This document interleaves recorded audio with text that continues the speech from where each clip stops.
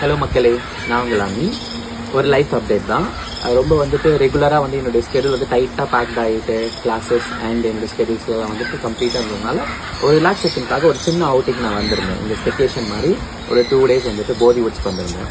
So என்னோட dear கிளைண்ட்ஸுடைய place அது அவங்களோட ஓன் ப்ராப்பர்ட்டி அது. ஸோ ப்ராப்பர்ட்டி நான் விசிட் பண்ண வந்திருந்தேன்.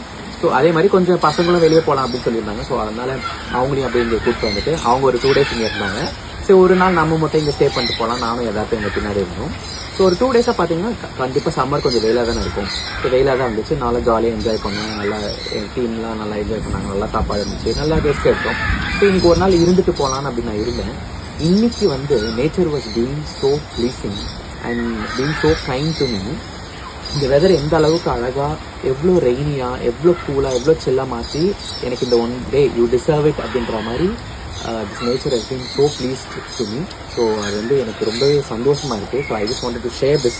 அதாவது என்னென்ன what the moral of the story is, if you been through many things also, நீங்கள் ரொம்ப ஸ்ட்ரெஸ்ஃபுல்லாக இருக்கீங்க, ரொம்ப கஷ்டத்தில் இருக்கீங்க, இல்லை ரொம்ப உங்களுக்கு ஸ்கெடியூலில் வந்துட்டு நீங்கள் ரொம்ப டைட்டாக இருக்கீங்க, ரொம்ப உங்களுக்கு டைமே கிடைக்கும்னு நினைக்கிறீங்கன்னா கூட please take 1 day for you.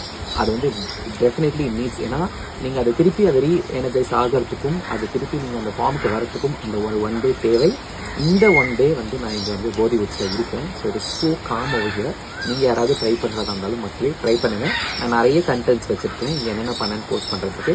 அதையும் நான் விரைவில் போஸ்ட் பண்ணுறேன்.